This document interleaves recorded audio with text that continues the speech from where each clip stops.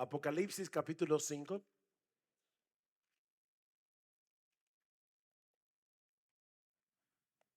No vamos a hablar de profecía, no vamos a hablar de escatología. Vamos a hablar acerca de las excelencias de nuestro Señor. Apocalipsis capítulo 5, vamos a leer los versículos 1 al 6 y luego los invito para que tengamos de nuevo un momento de oración. Dice así la palabra del Señor. Y vi en la mano derecha del que estaba sentado en el trono un libro escrito por dentro y por fuera, sellado con 7 sellos.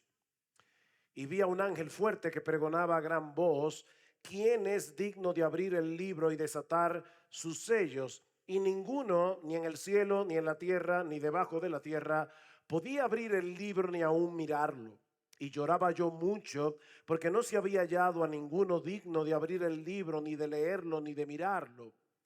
Y aquí está mi texto para esta tarde.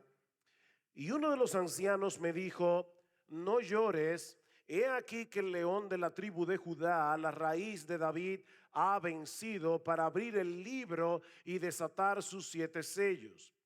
Y miré y vi que en medio del trono y de los 4 seres vivientes y en medio de los ancianos estaba en pie un cordero como inmolado, que tenía 7 cuernos y 7 ojos, los cuales son los 7 espíritus de Dios enviados por toda la tierra.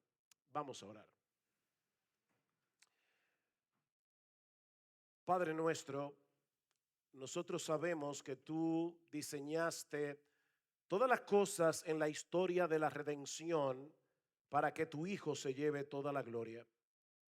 Y ahora, Padre bueno, que vamos a predicar tu palabra, te suplicamos, oh bendito Señor, que tu Espíritu Santo obre en el predicador y obre en aquellos que lo escuchan, para que nuestro precioso, nuestro maravilloso, exaltado Señor y Salvador Jesucristo pueda ser glorificado en esta hora. Oh Padre bueno, que toda nuestra atención esté fijada únicamente en Él, porque solamente Él lo merece. Y es en su nombre que te lo pedimos. Amén y amén. Providencialmente, el miércoles me encontraba viajando para venir hacia la conferencia mientras Colombia jugaba con Uruguay el partido de la Copa América. Y ya ustedes se pueden imaginar la euforia que hubo en el avión cuando el piloto anunció que Colombia había ganado 1-0. De hecho, yo tenía una señora al lado mío que pensé que le iba a dar un infarto. Ella venía hablando con su niña de 4 o 5 años, explicándole todas las incidencias del partido. Me pregunto si la niña estaba entendiendo algo. Desde que estábamos en la sala de espera del aeropuerto, yo creo que casi todos los que estábamos allí estaban atentos a la pantalla. Luego entramos al avión y tenían celulares y estaban viendo el juego. Ahora, pensemos por un momento en lo que esa victoria significó para ustedes los colombianos. Yo sé que aquí hay hermanos de Chile, de otros lugares, pero vamos a pensar ahora en los colombianos. Cuando Jefferson Lerma anotó ese gol, llenó de júbilo a toda una nación y obviamente también de la esperanza de ganar la copa el domingo. Ese instante en que este jugador anotó el gol, no solo fue glorioso para él, en cierto modo fue glorioso para todos ustedes como colombianos. Todos ustedes comparten esa gloria en cierto modo. Bueno, en un sentido infinitamente mayor, lo que quiero que veamos en esta ocasión es que las excelencias de Cristo, que es el tema de esta exposición, no solo nos muestran su gloria, sino que tienen un impacto profundo en todo su pueblo. Todos nosotros somos impactados por la gloria del Señor. Pablo nos dice en su segunda carta a los Corintios, en el capítulo 3, versículo 18, que todos nosotros, mirando a cara descubierta como en un espejo la gloria del Señor, somos transformados de gloria en gloria en la misma imagen como por el Espíritu del Señor. Al contemplar la luz de su gloria en el Evangelio, así como cuando el sol comienza a subir en el amanecer y de repente comenzamos a ver más claramente todo lo que hay a nuestro alrededor. Bueno, de la misma manera, mis hermanos, la luz de la gloria de Cristo baña nuestro ser, baña nuestro corazón. Las tinieblas se disipan y comenzamos a reflejar su carácter. Nos maravillamos de su gracia, nos conmovemos por su sacrificio, nos asombra y sorprende su amor y somos impulsados a vivir de una manera que le glorifique a Él. Contemplando su gloria, somos transformados de gloria en gloria. Ahora bien, ¿en qué consiste la gloria de Cristo? Mis hermanos, ¿qué es lo que hace a Cristo el ser más extraordinario, más maravilloso, más sorprendente, más asombroso, más deleitoso, más admirable de todo el universo? ¿En qué consiste la gloria del Señor? Cuando decimos admirar a una persona, ¿qué es lo que admiramos? Bueno, usualmente esa admiración surge del balance que vemos en los rasgos más característicos de su personalidad. O sea, es la armonía de sus virtudes lo que suele llamar la atención de aquellos individuos que nosotros consideramos admirables. Por ejemplo, si una persona posee fuertes convicciones, pero al mismo tiempo carece de compasión, carece de ternura, cuando habla lo hace con aspereza y dando la impresión de que nunca se equivoca, es posible que apreciemos su determinación, pero es muy difícil que lo admiremos a él. Por el contrario, si alguien es amable, tierno, pero es al mismo tiempo una veleta, que hoy dice una cosa, mañana dice otra, para estar bien con todo el mundo, eso difícilmente va a provocar en nosotros admiración. ¿Se dan cuenta, mis hermanos? Es la armonía de sus virtudes de esa persona lo que suele maravillarnos. Bueno, lo que yo trataré de demostrar en esta ocasión a la luz de Apocalipsis capítulo 5, versículos 5 al 6, es que la gloria de nuestro Señor Jesucristo consiste en lo que el teólogo americano Jonathan Edwards ha llamado una admirable conjunción de excelencias diversas que solo se encuentra en Cristo y en nadie más. Voy a repetir esto porque son muchas palabras. Jonathan Edwards decía que la gloria de Cristo consiste en una admirable conjunción de excelencias diversas que solo se encuentra en Cristo y en nadie más. En otras palabras, el Señor Jesucristo posee una compleja y perfecta armonía que hacen de él un ser absolutamente único, absolutamente incomparable, absolutamente admirable. Y yo espero que el Espíritu Santo use esta débil predicación, use estas débiles palabras para impactarnos a todos con la gloria de Jesús. El contexto de estos dos versículos es una visión que Juan tiene en el capítulo 5 de un libro sellado con 7 sellos. Vean una vez más el versículo 3.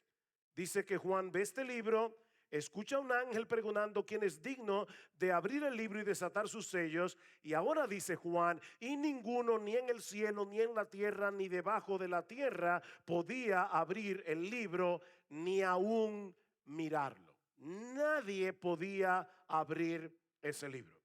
En los días del apóstol Juan, los libros se escribían mayormente en rollos de papiros que se leían en la medida en que los libros eran desenrollados. A menudo esos rollos se escribían en ambas caras, sobre todo cuando faltaba espacio. Por eso dice aquí que este rollo estaba escrito por dentro y por fuera. Y cuando se trataba de un documento legal, eran sellados de manera que solo podían ser abiertos por una persona autorizada. Si el documento era de mucha importancia, era probable que el libro fuera sellado con varios sellos para ser doblemente oficial, un documento oficial. Ahora, ¿cuál era el contenido de este rollo y por qué era tan importante? Al compararlo con otros pasajes de las Escrituras, podemos concluir que este libro contiene los propósitos de Dios para la redención de su pueblo y el juicio de los impíos. En esto consiste el libro, y eso viene a ser evidente a medida que los sellos son abiertos a partir del capítulo 6. Es un libro que contiene palabras de juicio y palabras de salvación. Juicio contra el mundo rebelde y pecador, salvación para todos aquellos que se han amparado por la fe en la obra redentora de Cristo. En el libro de Ezequiel encontramos una visión similar en el capítulo 2. Dice que Ezequiel ve un rollo que estaba escrito por delante y por detrás. Y ahora escuchen, en él estaban escritas lamentaciones, gemidos y ayes.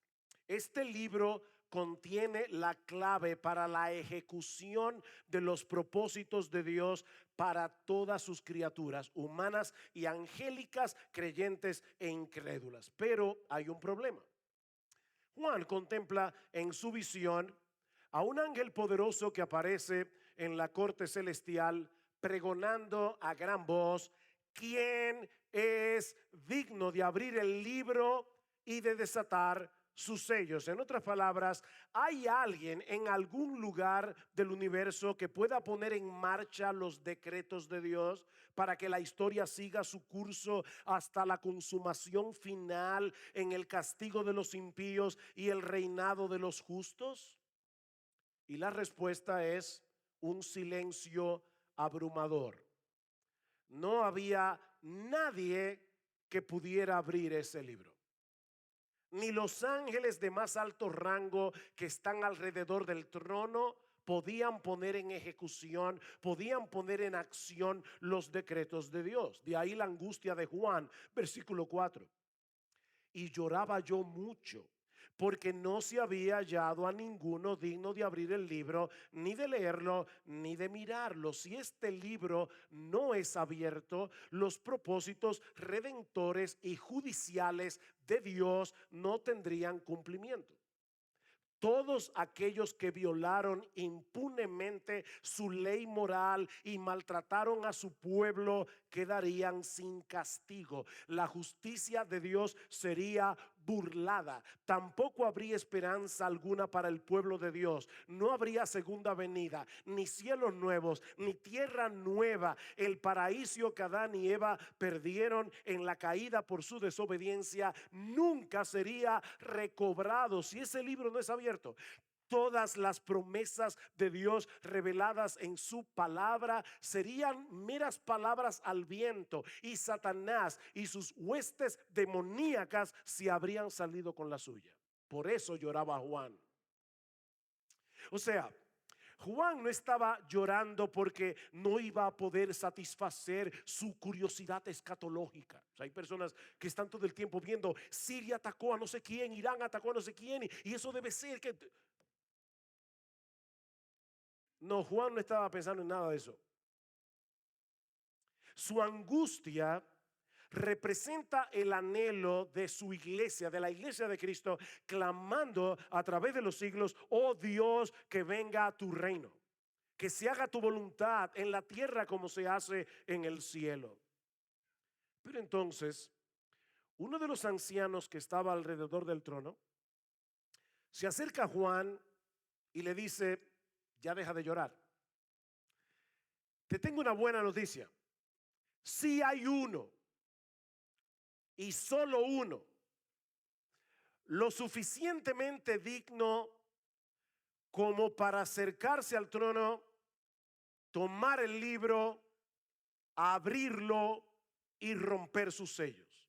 Versículo 5. Y uno de los ancianos me dijo: no llores. Y la expresión es: deja de llorar.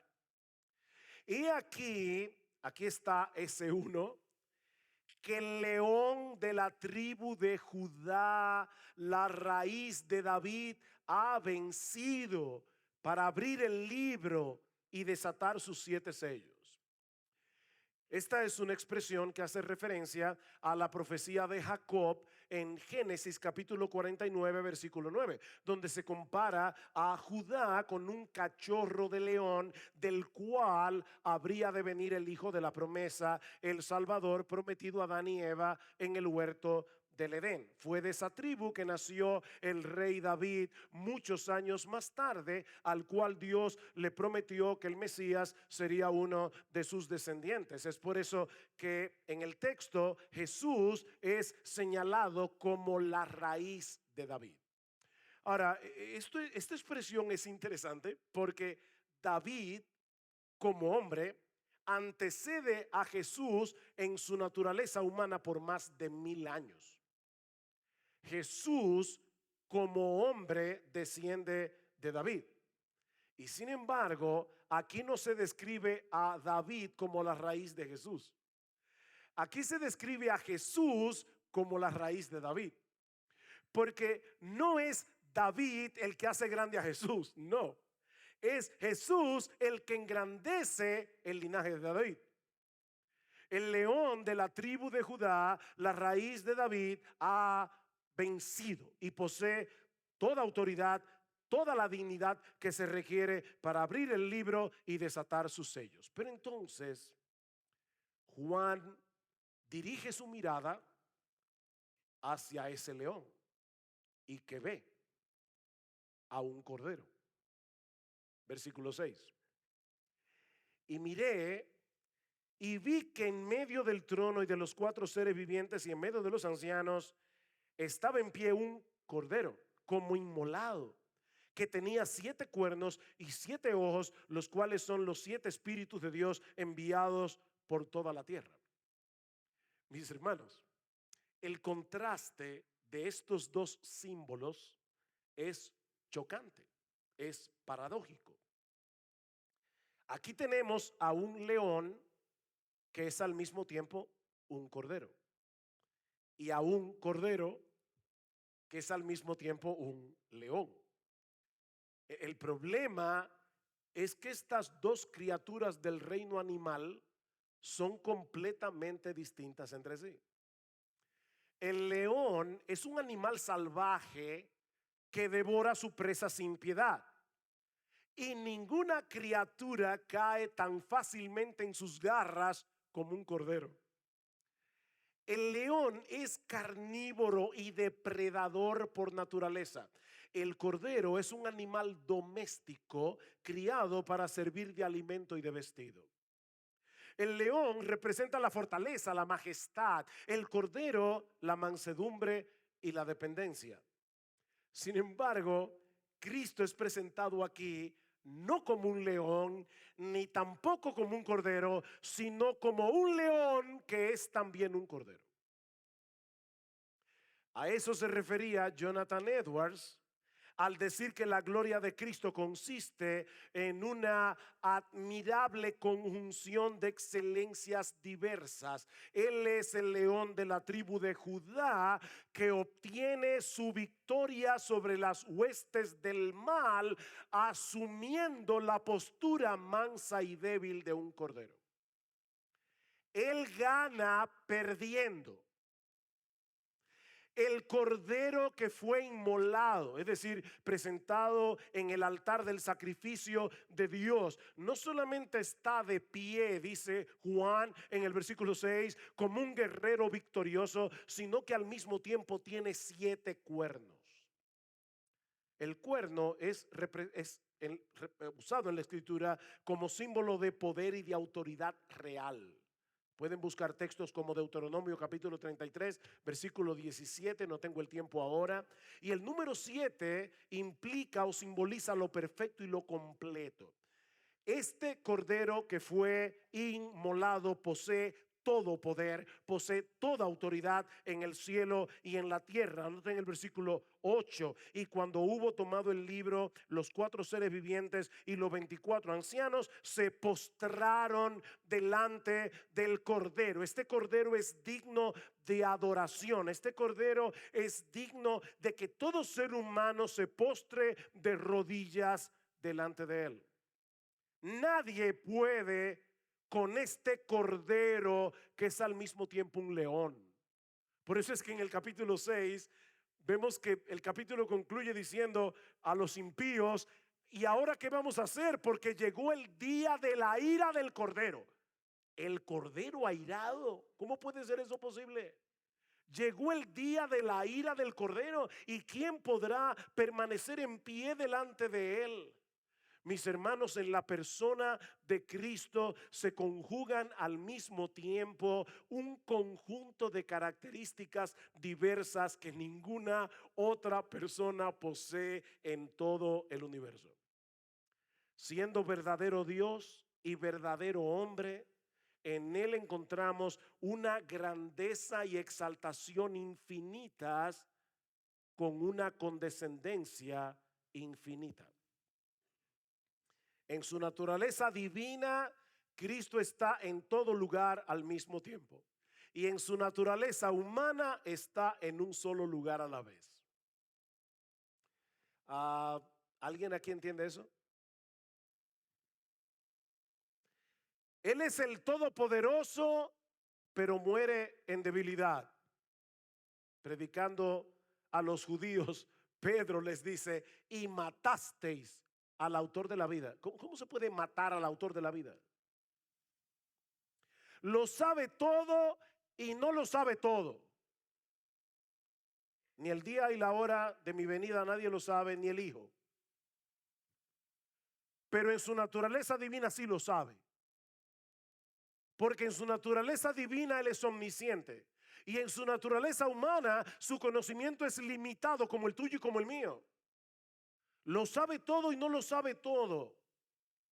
Aborrece el pecado con todo su ser, y como juez de este mundo de ninguna manera puede tener por inocente al culpable, pero decide amar a pecadores y morir en lugar de ellos en una cruz para ofrecernos gratuitamente el perdón de todos nuestros pecados sin pasar por alto la justicia divina. Como Dios posee un dominio absoluto sobre todo lo creado, pero asume una naturaleza humana y se hace enteramente dependiente de su Padre celestial. Es digno de toda gloria y adoración, pero decide soportar con paciencia que sus criaturas lo aborrezcan, lo abofeten, le escupan en la cara, lo traten como un malhechor y lo claven en una cruz. Yo estoy seguro que todos los que estamos aquí entendemos perfectamente lo que significa sufrir un maltrato injusto. Y sin embargo, el león de la tribu de Judá, el león de la tribu de Judá se dejó llevar como un cordero al matadero, simplemente porque nos amó. En el Evangelio de Isaías, en el Antiguo Testamento, ese es el quinto evangelio. Dice en el versículo 5, en capítulo 53, angustiado él y afligido no abrió su boca, como cordero fue llevado al matadero, y como oveja delante de sus trasquiladores enmudeció y no abrió su boca. Al morir en debilidad, Cristo obtiene una victoria aplastante sobre las huestes del mal. Como yo decía hace un momento, él gana perdiendo. Cuando haya puesto su vida en expiación por el pecado, verá linaje, verá descendencia. Mira la descendencia aquí. Vivirá por largos días y la voluntad de Jehová será en su mano prosperada. Verá el fruto de la aflicción de su alma y quedará satisfecho. Por su conocimiento, mi siervo justo justificará a muchos. Eso escribió Isaías 700 años antes de que Jesús naciera en Belén. Jonathan Edwards, hablando de la muerte de Cristo en la cruz, lo dice de una manera memorable. El diablo, por así decirlo, se tragó a Cristo como el gran pez hizo con Jonás, pero fue un veneno mortal para él.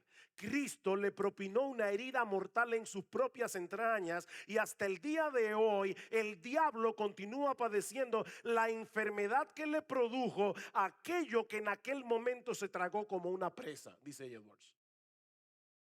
El diablo se tragó a Cristo y lo envenenó. Pero el contraste continúa. Él es majestuoso y manso al mismo tiempo.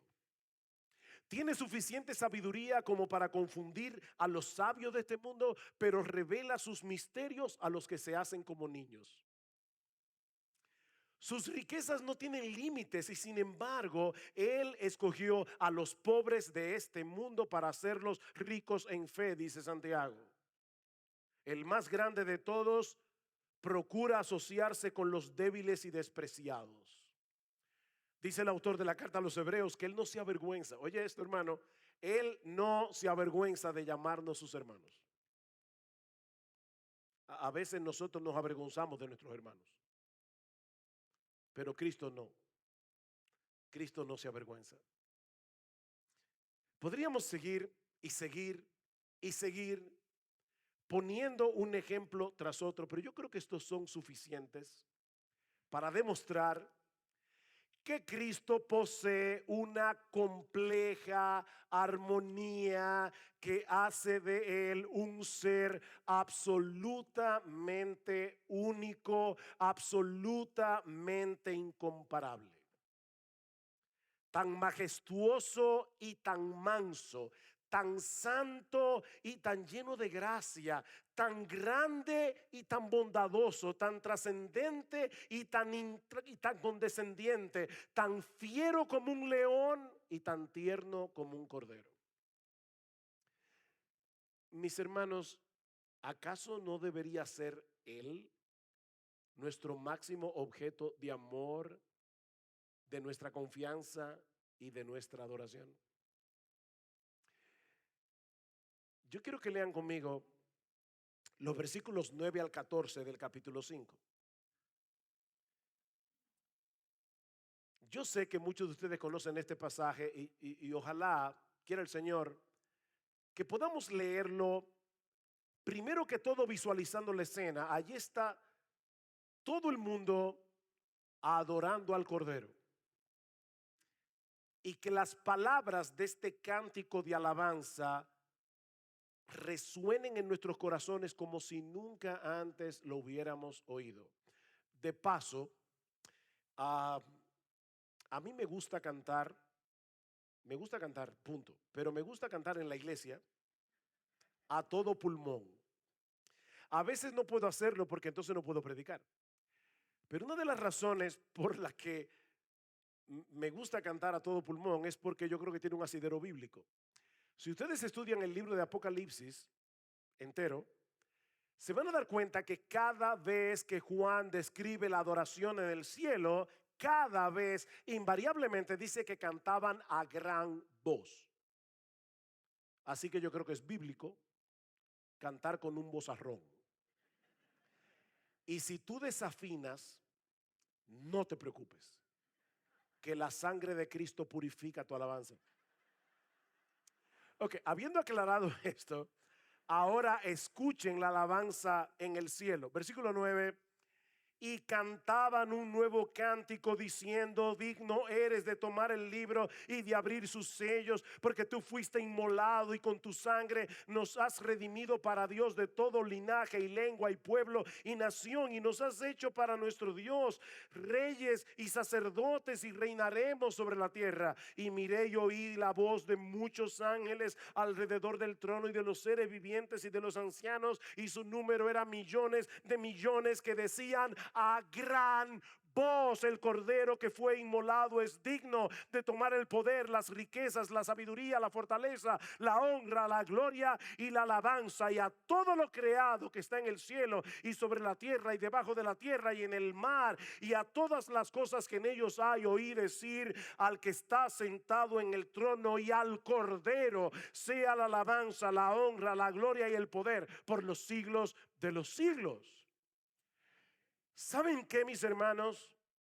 Esa será nuestra perspectiva de ese cordero cuando estemos en su presencia. Pero Dios le dio a Juan esa visión y el Espíritu Santo lo movió a dejarlo escrito en un libro bajo la inspiración de su Espíritu, para que ahora tú y yo podamos ver a Cristo por la fe reinando sobre el trono del universo. Cristo no será más digno de adoración cuando tú y yo lleguemos al cielo. No, Él es digno de adoración ahora. Ahora. Y nosotros somos parte de ese pueblo que fue comprado de toda lengua, de toda tribu, de toda nación, para Dios por la sangre del Cordero.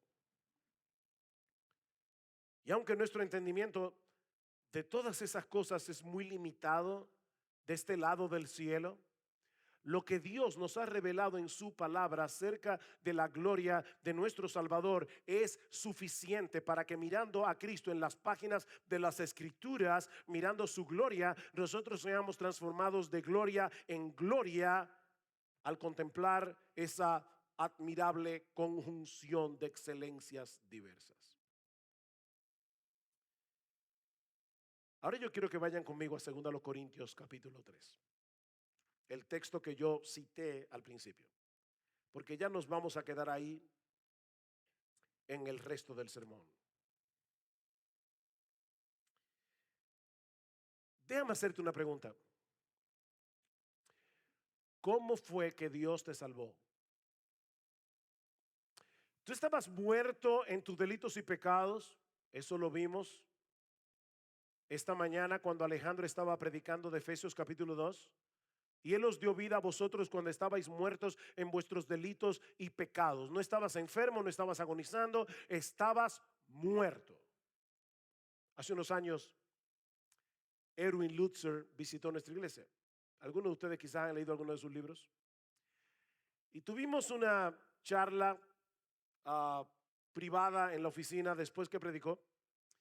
Y él nos contaba que él tuvo que dar una clase de predicación en un seminario. Y llamó al seminario y les dijo: yo quisiera por favor que ustedes alquilaran una van, un bus, donde quepan todos mis estudiantes porque los voy a llevar al cementerio. Llevó a todos los estudiantes al cementerio y les dijo: ok, yo quiero que ahora ustedes se cojan una tumba. Y los estudiantes obviamente pensaron: este individuo parece que le falta un tornillo. Pero bueno, cada cual escogió su tumba y él les dijo: ahora yo quiero que ustedes le prediquen el evangelio. Obviamente todos estaban mirando y dice: bueno, parece que ustedes están muy tímidos, déjenme empezar yo. Y la tumba que él escogió era de un individuo que llamaba Jonathan, por cierto. Y le decía: Jonathan, cree y vive.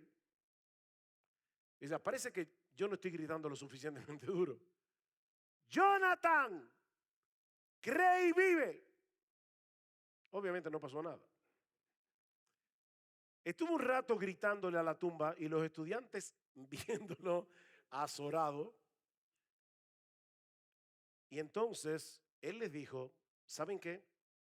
Yo los traje a este cementerio porque eso es lo que ustedes van a hacer a partir de ahora cada domingo. Ustedes van a predicarle la palabra a un montón de huesos secos. Y a través de la predicación el Espíritu Santo va a venir y los hará vivir.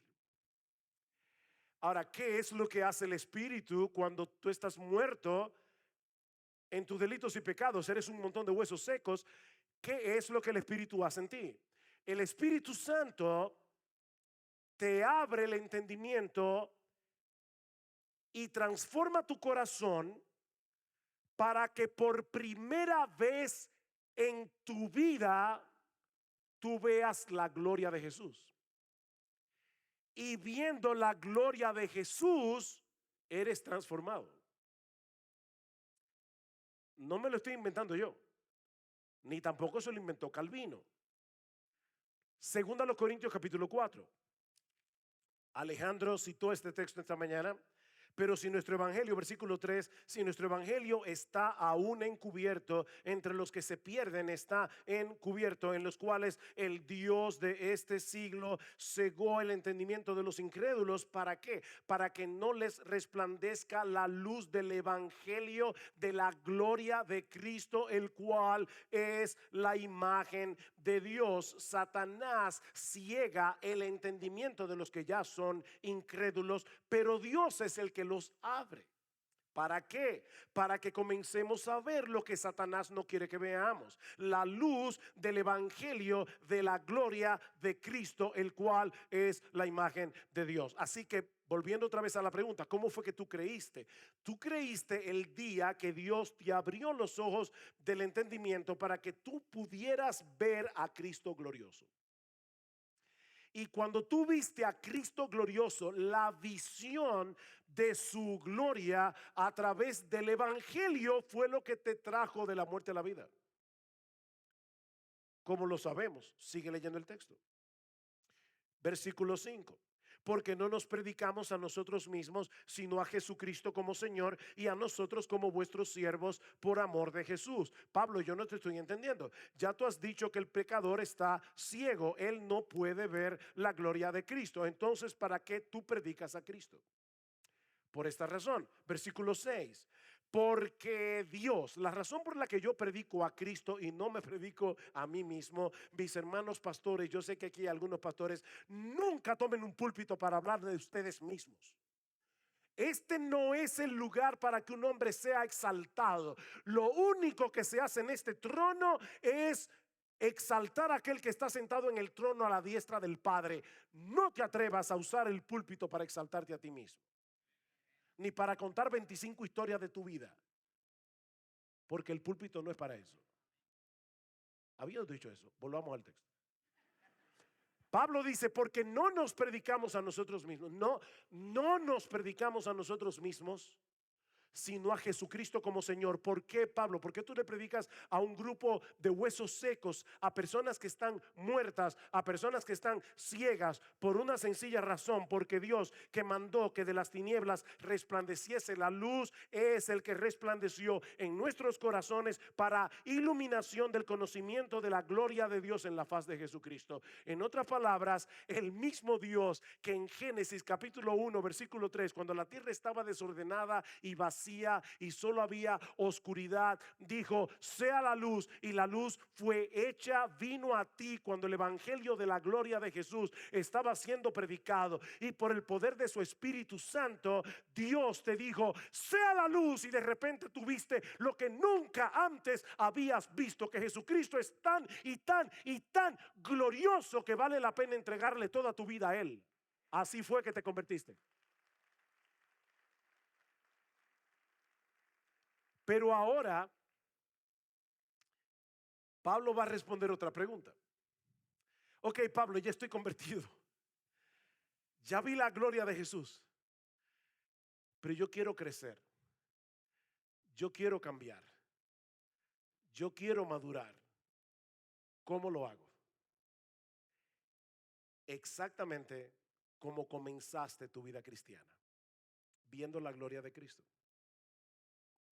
¿Saben por qué esta conferencia es importante? Porque todos los predicadores que han pasado por aquí nos han dado un vislumbre de la gloria, la hermosura de nuestro Señor y Salvador. ¿Y qué pasa cuando los predicadores proclaman la gloria de Jesús? Capítulo 3, versículo 18. Dice Pablo: por tanto, nosotros todos, mirando a cara descubierta como en un espejo, y no tengo tiempo para demostrar que ese espejo es la Biblia, pero dice: mirando como en un espejo la gloria del Señor, somos transformados de gloria en gloria en la misma imagen como por el Espíritu del Señor. Pablo ha venido hablando de lo que pasó con Moisés. Recuerdan en Éxodo 34, versículo 29, cuando él subió al monte, se expuso a la gloria de Dios y cuando descendió del monte su piel brillaba. Bueno, Pablo dice aquí, ¿saben qué? Creyentes del nuevo pacto, ese privilegio ahora lo disfrutan todos los creyentes por igual. Todos nosotros mirando a cara descubierta como en un espejo la gloria del Señor. Y mientras contemplamos su gloria, el Espíritu Santo que mora en nosotros y cuya obra principal es glorificar a Cristo, Juan 16:14, continúa abriendo nuestro entendimiento para que veamos más de esa gloria, para que nuestra admiración por Él siga creciendo y de esa manera continuemos siendo transformados. Mi hermano, mi hermana, hay un principio espiritual importantísimo detrás de todo esto. Tú te conviertes en lo que adoras. Ese es el problema de la idolatría. Dice en el Salmo 115 que los ídolos tienen mano y no palpa, tienen pies y no camina, tienen ojos y no ven, tienen nariz y no huelen, tienen oreja y no oyen. Y ahora dice en el versículo 8, semejantes a ellos son los que los hacen y cualquiera que confía en ellos. Tú te conviertes en lo que adoras. La admiración produce transformación, para bien o para mal. Lo que el Espíritu Santo hace en nosotros es iluminar los ojos del entendimiento para que veamos más claramente que no hay nada ni nadie en este mundo que deba producir una mayor admiración que nuestro glorioso Señor Jesucristo. Así que la solución para tu crecimiento espiritual no está en ponerte más reglas que las que están en la Biblia. No está en hacer más resoluciones y promesas. Y aclaro, no hay nada de malo en hacer resoluciones. El mismo Jonathan Edwards, a quien hemos estado citando aquí, escribió 70 resoluciones cuando era un jovencito para vivir conforme a ellas. No hay nada de malo, en hacer resoluciones. Pero mi hermano, mi hermana, nada de eso va a resultar si no nos dedicamos a contemplar la hermosura de Jesús. Eso no funciona. Mira, cuando el mundo nos presenta sus tentadoras ofertas, nuestras resoluciones y promesas comienzan a tambalear. A menos que contemplemos esas ofertas a la luz de la gloria de Jesucristo.